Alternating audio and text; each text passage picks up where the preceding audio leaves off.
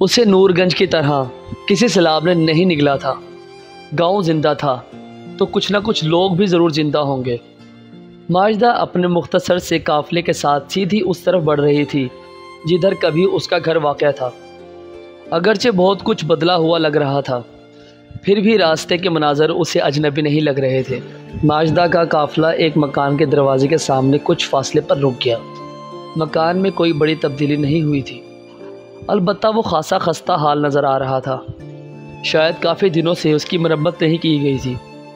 مکان کے سامنے کھلی ہوئی جگہ میں، جسے بانسوں کے ذریعے ایک احاطے کی شکل دی گئی تھی، ایک بوڑھا آدمی ایک پرانی سی 4 خانوں والی تہ بند اور ایک میلی بنیان پہنے گھاس کے کچھ گٹھوں کو اکٹھے کر رہا تھا۔ وہ اپنے کام میں اتنا منہمک تھا کہ اس نے اس قافلے کو صرف اسی وقت دیکھا جب یہ لوگ اس احاطے کے اندر داخل ہو چکے تھے۔ ماجدہ اس سفید بالوں والے بوڑھے کے چہرے کو باغور دیکھ رہی تھی۔ اس نے اس کے چہرے کے نقوش میں اپنے باپ کے 50 سال پہلے کے چہرے کا دھندلا دھندلا سا عکس تلاش کر لیا تھا۔ تب یہ بال سفید نہیں تھے اور یہ جھریاں بھی نہیں تھی۔ گزرتے ہوئے وقت نے سراج الدین کی خد و خال کو کتنا بدل ڈالا تھا، لیکن اس کے جسم میں زیادہ تبدیلیاں نہیں ہوئی تھیں۔ وہ آج بھی پہلے ہی کی طرح دبلا پتلا تھا، بلکہ اس کے دبلے پن میں کچھ زیادہ ہی اضافہ ہو گیا تھا۔ سفید بالوں اور جھریوں سے بھرے ہوئے چہرے والے دبلے پتلے بوڑھے نے اس قافلے کو دیکھا جو ایک جوان عورت کی سربراہی میں اس کے گھر کے احاطے میں داخل ہو رہا تھا، اور وہ حیران ہو کر ان چہروں کو دیکھنے لگا جو سب کے سب اس کے لیے اجنبی تھے۔ بابا! اچانک سب سے آگے والی جوان عورت ایک چیخ مار کر بوڑھے کی طرف جھپٹی اور اسے لپٹ کر زاروں قطار رونے لگی۔ بابا! بابا! بابا! اس کے حلق سے پھنسی پھنسی تیز کھرکھراتی ہوئی آواز نکل رہی تھی۔ کون؟ کون؟ بوڑھے نے قدرے سہمی ہوئی آواز میں کہا۔ کون ہو تم بیٹی؟ کون ہو؟ سراج الدین یہ سمجھ لینے کے باوجود کہ یہ عورت اس کی 25 سال پہلے گم ہو جانے والی بیٹی ماجدہ کے علاوہ اور کوئی نہیں ہو سکتی، بہت محتاط رویہ اختیار کر رہا تھا۔ وہ خود اس عورت کی زبانی اس کی شناخت معلوم کرنا چاہتا تھا۔ میں ماجدہ ہوں بابا، میں ماجدہ ہوں، ماجدہ نے زور زور سے روتے ہوئے کہا۔ تمہاری ماجدہ؟ ماجدہ؟ بوڑھے کی آواز بری طرح کانپی اور لفظ ماجدہ اس کی زبان سے کھنچتا چلا گیا۔ تم ماجدہ؟ تم کہاں تھی اب تک؟ ہائے، ہم نے تمہیں کہاں کہاں نہیں ڈھونڈا۔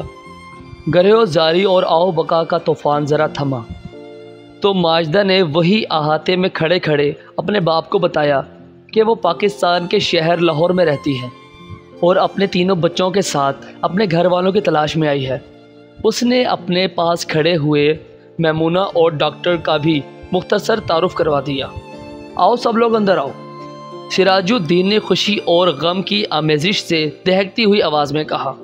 تمہاری ماں ذرا ہاشم کے گھر تک گئی ہوگی، بس ابھی آتی ہوگی۔ ہاشم؟ ماجدہ کی روح کا ایک تار جھنجھنا اٹھا۔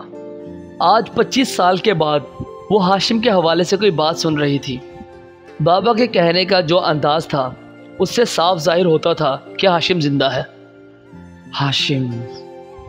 ہاشم کیسا ہے بابا؟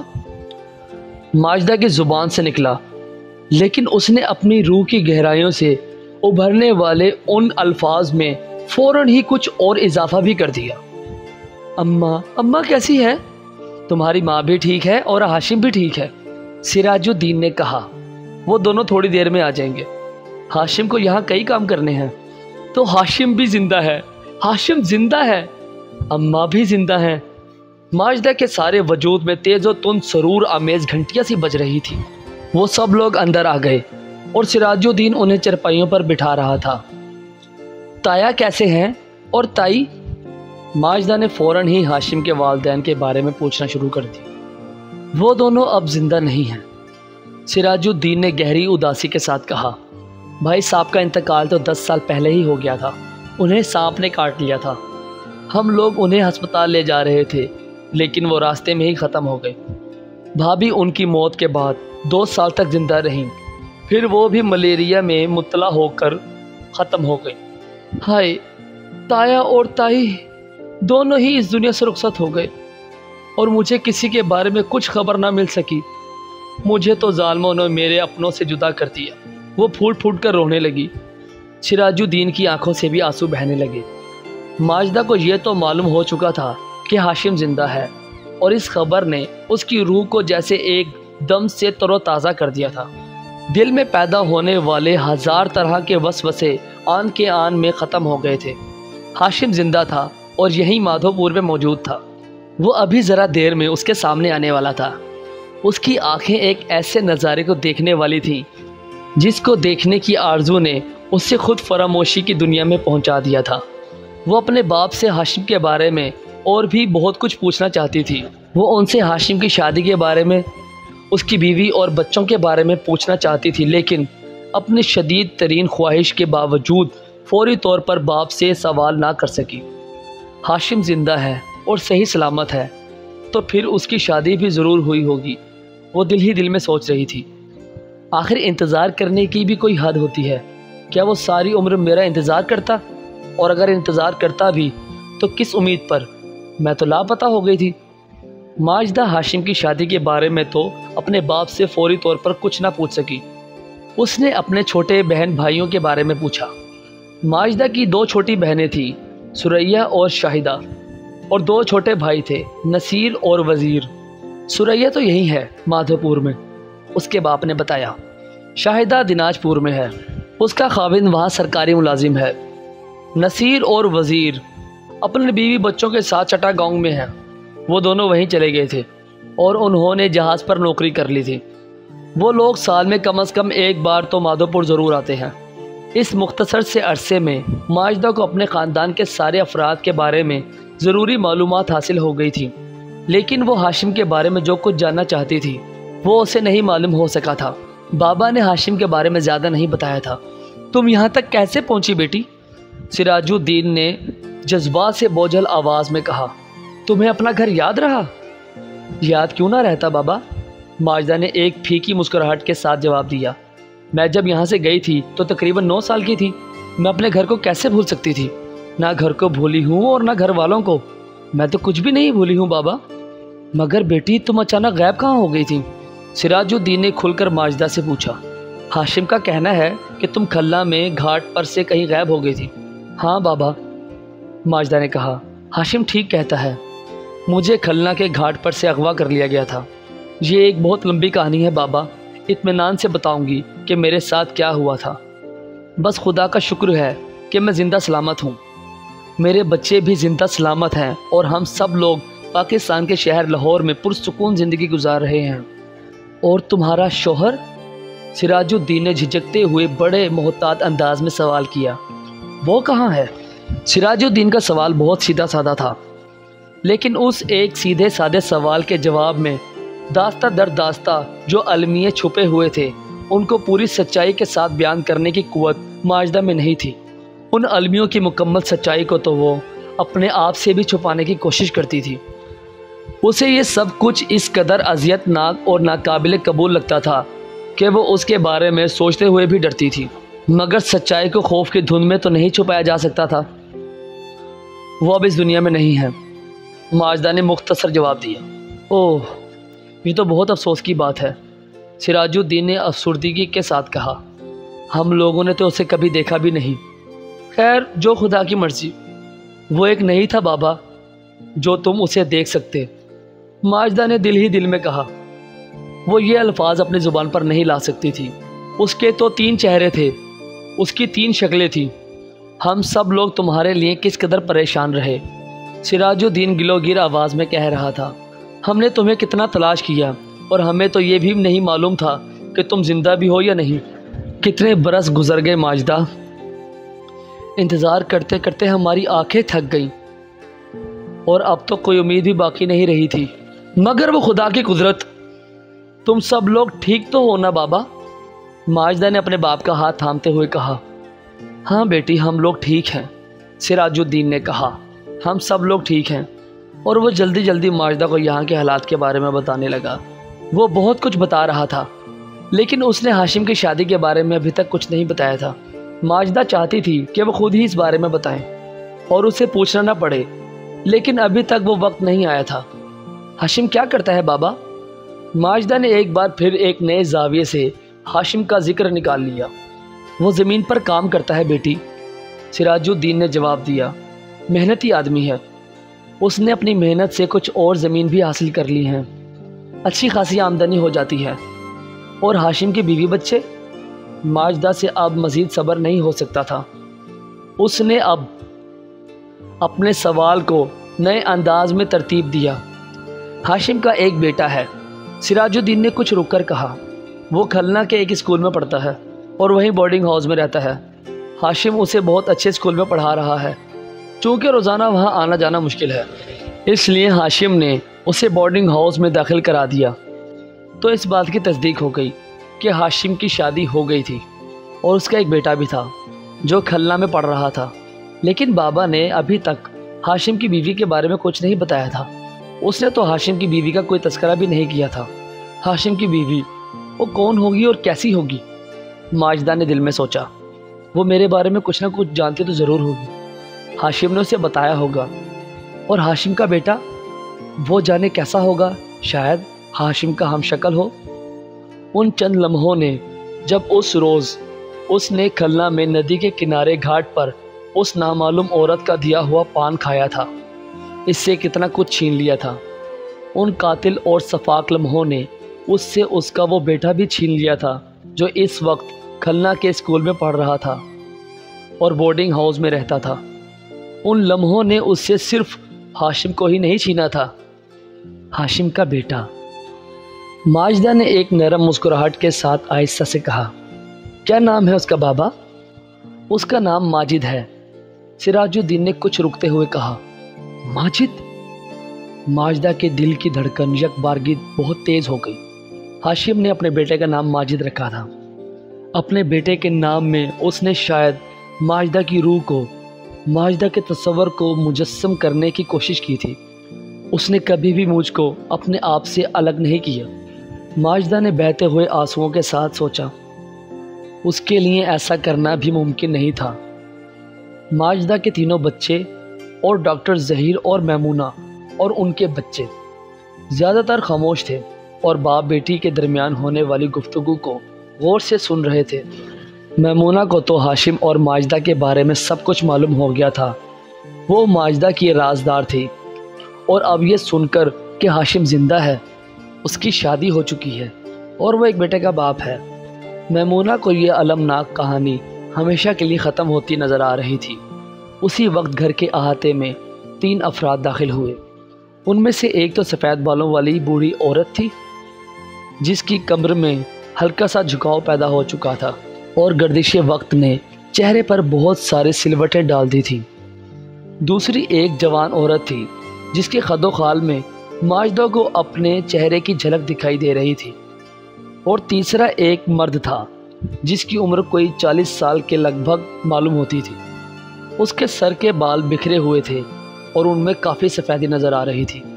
لو، وہ تمہاری ماں آ گئی، اور سریا بھی اور ہاشم بھی، سراج الدین نے ان تینوں کی طرف دیکھتے ہوئے ماجدہ سے کہا۔ اس کے چہرے پر بڑا گہرا اور غمناک تاثر تھا جس کی وجہ ماجدہ فوری طور پر نہ سمجھ سکی۔ ان لوگوں کو یہاں آتے دیکھ کر بابا کو خوشی کیوں نہیں ہوئی تھی؟ ماں کو پہچاننے میں ماجدہ کو کوئی وقت نہیں لگا۔ اس نے سریا کو بھی پہچان لیا، لیکن ہاشم، ہاشم کیا سے کیا ہو گیا تھا؟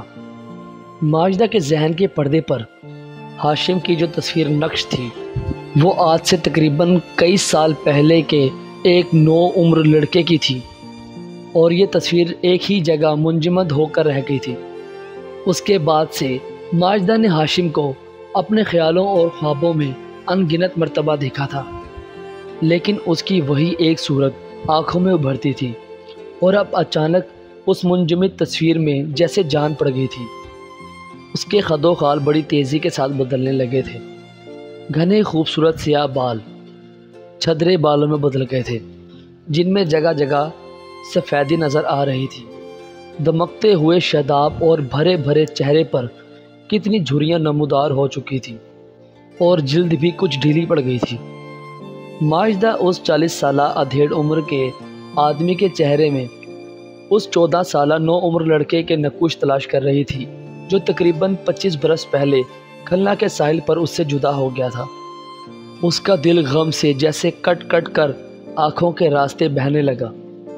ماجدہ کی آنکھیں ہاشم کے چہرے پر جمی ہوئی تھیں، اس کے ہونٹ کپ کپا رہے تھے۔ اس کپ کپاہٹ نے ایک ایسی شکل اختیار کر لی تھی جسے ایک سہمی ہوئی مسکراہٹ کا نام دیا جا سکتا ہے۔ ماجدہ کی زبان گنگ تھی، وہ محویت، حیرت اور خود فراموشی کے عالم میں ہاشم کو دیکھے جا رہی تھی، اور 25 سال پرانی اس گرد کو صاف کرنے کی ناکام کوشش کرے جا رہی تھی جو گردش وقت نے ہاشم کے چہرے پر مل دی تھی۔ تینوں آنے والے افراد سخت حیرت کے عالم میں ان اجنبی مہمانوں کو دیکھ رہے تھے جو گھر میں چرپائیوں پر بیٹھے ہوئے تھے۔ اماں، اچانک ماجدہ کی زبان سے بے ساختہ نکلا اور وہ دوڑ کر بوڑھی عورت سے لپٹ گئی۔ بوڑھی عورت نے سخت ہیجان کے عالم میں ایک چیخ ماری، کون ہو تم؟ کیا تم ماجدہ ہو؟ ہاں اماں، ماجدہ نے ہاشم کے چہرے پر نظریں جماتے ہوئے اپنی ماں کے سوال کا جواب دیا۔ میں ماجدہ ہوں اماں، میں ماجدہ ہوں۔ اور وہ عورت پھوٹ پھوٹ کر رونے لگی۔ ہاشم کی آنکھیں اچانک اس قدر پھیل گئیں جیسے ابھی باہر نکل پڑیں گی۔ اس کا منہ کھل گیا تھا اور چہرے کے سارے عضلات تن گئے تھے۔ ماجدہ؟ اچانک ہاشم کے کھلے ہوئے منہ سے ایک گہری، بھاری، کھرکھراتی ہوئی آواز بلند ہوئی جو خوشی و غم، حیرت و بے یقینی کے ایک امڑتے ہوئے بے قابو طوفان کو اپنے اندر سمیٹتے ہوئے سی۔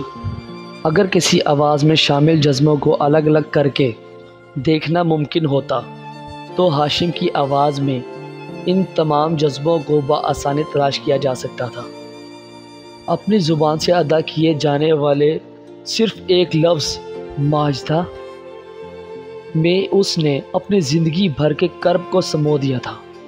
ہاشم نے جلدی سے آگے بڑھ کر اپنا بری طرح کانپتا ہوا ہاتھ ماجدہ کے سر پر رکھ دیا۔ ماجدہ، تم زندہ ہو؟ تم خیریت سے ہو؟ ہاشم کی آواز آنسوؤں میں گھلنے لگی۔ تم اس وقت کہاں چلی گئی تھی ماجدہ؟ میں دکان سے واپس آیا تو تم وہاں تھی ہی نہیں۔ 25 برس کے بعد کوئی ماجدہ سے اس شام کی رودات کے بارے میں پوچھ رہا تھا۔ 25 برس سے کسی نے اس سے یہ سوال نہیں پوچھا تھا۔ یہ سوال تو ماضی کی خاموش اندھیروں میں نہ جانے کہاں گم ہو گیا تھا۔ ماجدہ کے کوئی جواب دینے سے پہلے اس کی چھوٹی بہن سریہ جیسے اس پر ٹوٹ پڑی۔ وہ آگے بڑھ کر ماجدہ کے سینے سے لپٹ گئی۔ آپا، آپا، وہ چلا چلا کر رو رہی تھی۔ ہائے ہائے، یہ کیا ہو گیا آپا، یہ کیا ہو گیا؟ کیا ہو گیا میری جان؟ ماجدہ نے اسے گلے لگا کر پیار کرتے ہوئے کہا۔ اب تو سب کچھ ٹھیک ہو گیا ہے، جو ہونا تھا وہ ہو چکا۔ اب میں تم لوگوں کے پاس آ گئی ہوں، ہم سب ایک دوسرے کے پاس ہیں۔ میں زندہ ہوں، تم زندہ ہو، ہم سب زندہ ہیں سریہ۔ ماجدہ کے منہ سے نکلنے والے الفاظ ٹوٹ ٹوٹ کر نکل رہے تھے۔ ماجدہ دھارو دھار رو رہی تھی۔ اس کے سینے سے لگی ہوئی اس کی بہن سریہ بھی اس کی طرح رو رہی تھی۔ ان دونوں کی ماں بھی رو رہی تھی۔ ہاشم کی بھی آنکھیں بھیگ رہی تھیں۔ بوڑھا سراج الدین بھی آپ دیدہ تھا۔ جو دوسرے لوگ وہاں موجود تھے جن میں ماجدہ کے بچے بھی شامل تھے، انہوں نے اپنی زندگی میں کبھی ایسا منظر نہیں دیکھا تھا۔ وہ حیرت انگیز اور غمناک خاموشی کے عالم میں یہ سب کچھ دیکھ اور سن رہے تھے۔ ان تمام رونے والوں کے پاس ایک دوسرے سے کہنے کے لیے اتنا کچھ تھا کہ اس کی کوئی انتہا نہیں تھی۔ ان کے پاس 25 برس کے صدمات تھے جن میں وہ ایک دوسرے کو شریک کرنا چاہتے تھے، لیکن کسی کے سمجھ میں نہیں آ رہا تھا کہ داستان کا آغاز کہاں سے کریں۔ فضا سنسنا رہی تھی، زمین تھر تھرا رہی تھی، زمین سے آسمان تک درد گھلا ہوا تھا جس کی یلغار سے در و دیوار کانپ رہے تھے۔ بہت دیر کے بعد جب جذبات میں ذرا کمی آئی تو ان سب لوگوں کے گہرے غم انگیز تجسس کو کم کرنے کی غرض سے ماجدہ نے ان لوگوں کو پہلے اپنے ساتھ آنے والے مہمانوں اور اپنے بچوں کے بارے میں بتایا۔ اس کے بعد اس نے ٹھہر ٹھہر کر اپنے بارے میں بتانا شروع کیا۔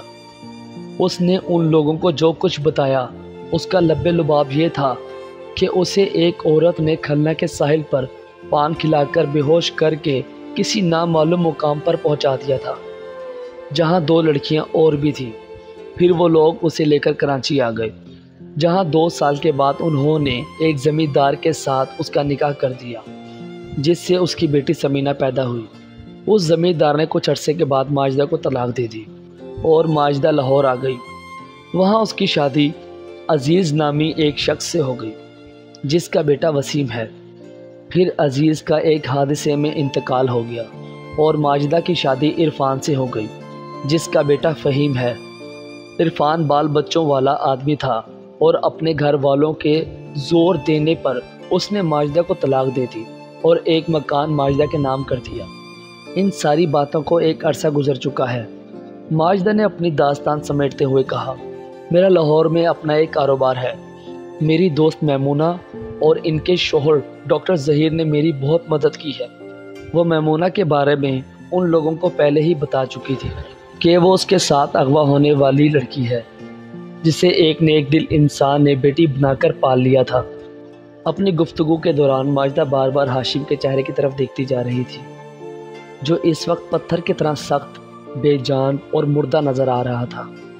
اب معلوم ہوتا تھا اس پتھر چہرے میں زندگی کی کوئی بھی علامت باقی نہیں رہی ہے۔ تم نے کتنے دکھ اٹھائے ہیں آپا، ثریا نے روتے ہوئے کہا۔ ہائے آپا، تمہارے ساتھ کتنا کچھ ہوتا رہا اور ہم لوگوں کو کچھ خبر بھی نہیں۔ میں کیا کروں آپا، میں کیا کروں؟ اس کے رونے کی شدت میں اضافہ ہو گیا۔ تم بس یہ کرو میری جان کہ میرے ساتھ جو کچھ بھی ہوا اسے بھول جاؤ، ماجدہ نے کہا۔ مجھے جو کچھ جھیلنا تھا وہ میں جھیل چکی ہوں اور اب میری زندگی میں ایک طرح کا ٹھہراؤ آ گیا ہے۔ اب تم اپنے بارے میں بتاؤ، میں نے تو تم سے کچھ پوچھا ہی نہیں۔ تمہارے کتنے بچے ہیں؟ تمہارا میاں کیا کرتا ہے؟ کہاں ہے وہ؟ میرا بس ایک بیٹا ہے۔ ثریا نے ماجدہ کے سوالوں کا جواب دینے میں قدر تامل کا مظاہرہ کیا، جیسے وہ جواب تلاش کر رہی ہو۔ بیٹے کے بارے میں بتا کر وہ رک گئی۔ اور تمہارا میاں؟ ماجدہ نے اپنا سوال دہرایا۔ ثریا کے چہرے کا رنگ جو پہلے ہی اڑا ہوا تھا یک بارگی اور بھی پھیکا پڑ گیا۔ اس کے ہونٹ آہستہ سے کانپتے، جیسے وہ کچھ کہنا چاہتی ہو لیکن کچھ کہہ نہ پا رہی ہو۔ اسی وقت سراج الدین کی مدھم لیکن مستحکم آواز بلند ہوئی۔ ثریا کا میاں ہاشم ہے ماجدہ بیٹی، سراج الدین نے کہا۔ تمہارے یہاں سے جانے کے 10 سال کے بعد ہم سب لوگوں نے یہ طے کیا تھا کہ ہاشم کی شادی تمہاری چھوٹی بہن ثریا سے کرا دی جائے۔ ماجدہ کے دماغ میں بجلی کا ایک اوندا سا لپکا۔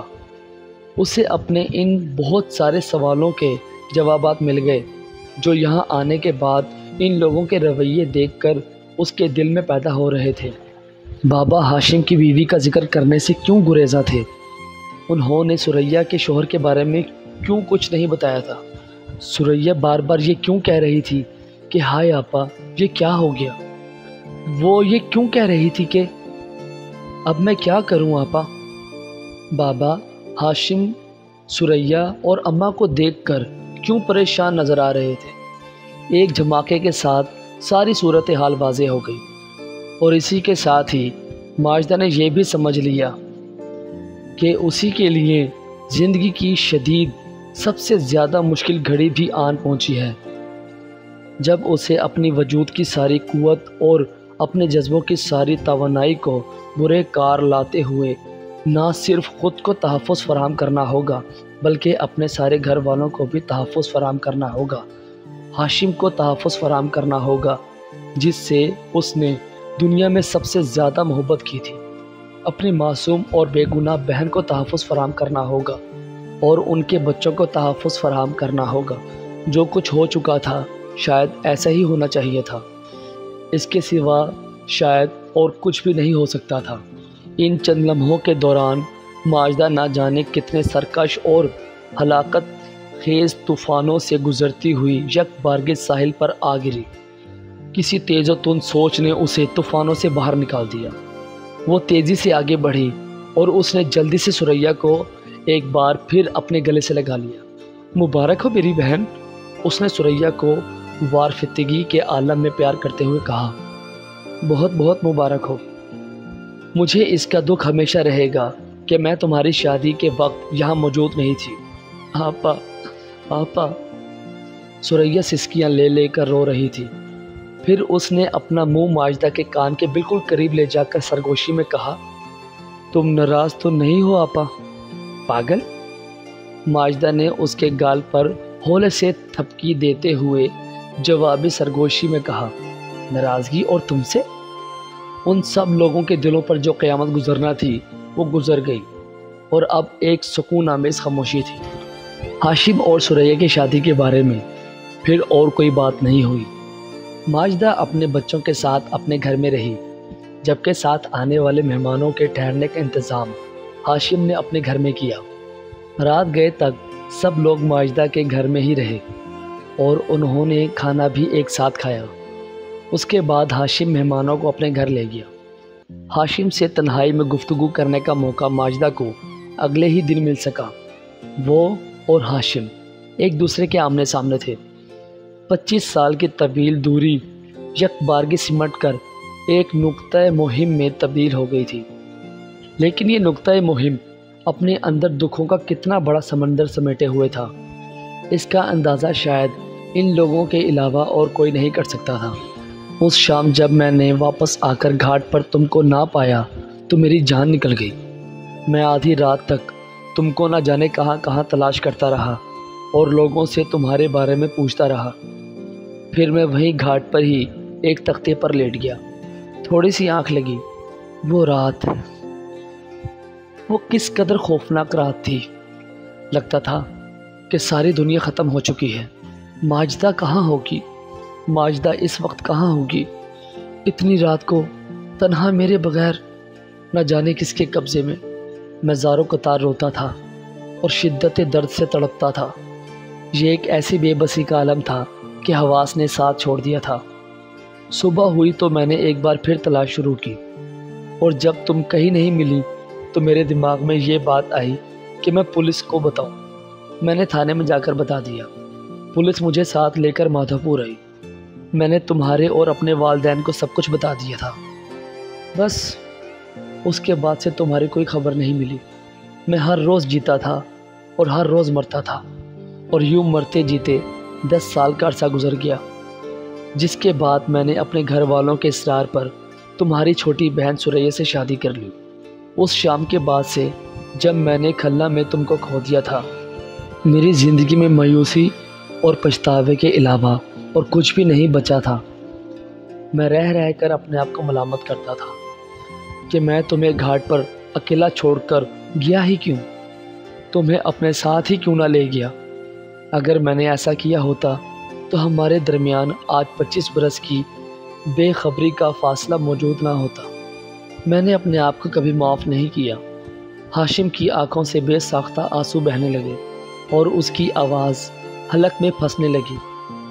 اس دن کے بعد سے میرے لیے میری دنیا ختم ہو گئی تھی۔ میں جی رہا تھا صرف اس لیے کہ مجھے جینا تھا، اور میں خودکشی نہیں کر سکتا تھا۔ تمہیں پچھتانے کی ضرورت نہیں ہے ہاشم، ماجدہ نے سسکی بھری سرگوشی میں کہا۔ تمہاری کوئی غلطی نہیں ہے۔ بھلا کسے معلوم تھا کہ کوئی طاق لگائے بیٹھا ہے؟ بس ایک نگاہ چوکی اور اس نے اپنا کام دکھا دیا۔ میمونہ بیچاری کو تو اسکول سے گھر کے راستے میں اٹھا لیا گیا تھا۔ بس سب قسمت کے کھیل ہیں ہاشم۔ دونوں کے درمیان 25 سال کے طویل عرصے میں پھیلی ہوئی جو کہانیاں تھیں، ان کے بیان کے لیے تو ایک مدت درکار تھی۔ ہاشم کی زندگی میں تو بہت زیادہ پیچ و خم تو نہیں آئے تھے، اور وہ ایک طرح سے سپاٹ انداز میں مکینکی طور پر گزرتی رہی تھی، مگر ماجدہ کی زندگی میں نہ جانے کتنے پیچ و خم آئے تھے، جن کے بارے میں اس نے ہاشم کو سب کچھ محتاط سچائی کے ساتھ بتا دیا تھا، جس طرح میمونہ کو بتایا تھا۔ کیسے کیسے دکھ جھیلے ہیں تم نے ماجدہ، ہاشم نے بھررائی ہوئی آواز میں کہا۔ تم کتنی تنہا تھی ماجدہ، ہم سب لوگوں سے کتنی دور اور تنہا۔ اف خدا، کیسی کیسی خوفناک آزمائشوں سے گزر کر تم ایک بار پھر اپنے گھر آن پہنچی ہو۔ میرا گھر اب یہ نہیں ہے ہاشم، ماجدہ نے آنکھیں جھکا کر آہستہ سے کہا۔ میرا اور میرے بچوں کا گھر اب لاہور میں ہے۔ یہاں تو میں تم لوگوں سے ملنے کے لیے آئی ہوں۔ جو خوشی تم کو زندہ سلامت دیکھ کر اور تم سے مل کر مجھے جو حاصل ہوئی ہے، اس خوشی کو میں اپنے ساتھ لے جاؤں گی اور اس کے سہارے اپنی باقی زندگی کاٹ دوں گی۔ تقدیر نے مجھے جو صدمے دیے تھے ہاشم، میں انہیں جھیل چکی ہوں اور اب ان دکھوں کا کوئی مداوع نہیں ہے۔ وقت ہمیں طرح طرح کی آزمائشوں میں ڈالتا ہے ہاشم، اور ہماری کوشش یہ ہونی چاہیے کہ ہم ان آزمائشوں پر پورے اتریں، تبھی ہم زندہ رہ سکتے ہیں۔ بہت وقت گزر چکا ہے، ماجدہ اور ہم دونوں بہت سی آزمائشوں سے گزر چکے ہیں، ہاشم نے جیسے اپنے آپ سے باتیں کرتے ہوئے کہا۔ ہم سب وقت کی قید میں ہوتے ہیں اور وقت زبردستی ہم سے اپنے فیصلے منواتا ہے، تو پھر ہمیں وقت کے اس فیصلے کو بھی قبول کر لینا چاہیے، ماجدہ نے آہستہ سے کہا۔ میں اپنے بچوں کے ساتھ زندگی گزاروں گی، انہیں میری ضرورت ہے کیونکہ ان میں سے کسی کا بھی باپ موجود نہیں ہے۔ ہم دونوں ہمیشہ اچھے دوست رہیں گے اور ایک دوسرے کی عزت کریں گے اور ایک دوسرے کو یاد رکھیں گے۔ امی امی، اچانک ماجدہ کو اپنی نوجوان بیٹی سمینہ کی آواز سنائی دی، جو اسے ڈھونڈتی ہوئی شاید اسی طرف آ رہی تھی۔ ہاں بیٹی، ماجدہ نے جلدی سے کہا، میں آ رہی ہوں، اور وہ اٹھ کر سمینہ کی آواز کی سمت چل دی۔ سامنے ندی کا پانی دن کی تیز دھوپ میں آئینے کی طرح چمک رہا تھا، اور اس پر ڈولتی ہوئی محو سفر کشتیاں ایک ایسے منظر کی تشکیل کر رہی تھی جس کی نرمی، گرمی اور شگفتگی ماجدہ کی روح کو ایک نئی بالیدگی بخش رہی تھی۔ ختم شد۔ السلام علیکم میرے پیارے دوستوں، ہمارا قفس ناول مکمل ہو چکا ہے، تو دوستوں ہمارے داستان امیر حمزہ آپ اب وہ سنیں۔ داستان امیر حمزہ جب آپ سن لیں گے، پھر اس کے بعد ہم آپ کو اور نئی کہانیاں سنائیں گے۔ تب تک اس کے ساتھ میں آپ کو عنبر ناگ اور سایہ بھی سناتا جاؤں گا۔ آپ کو اگر ہماری یہ قفس کہانی پسند آئی ہے تو FS اردو اسٹوری ہمارے YouTube چینل کو ضرور سبسکرائب کریں اور ہماری کہانیاں اپنے دوستوں میں شیئر کریں اور بیل نوٹیفیکیشن کو آن کریں تاکہ ہماری نئی سے نئی کہانیاں آپ تک بآسانی پہنچ سکیں۔ شکریہ، اللہ حافظ۔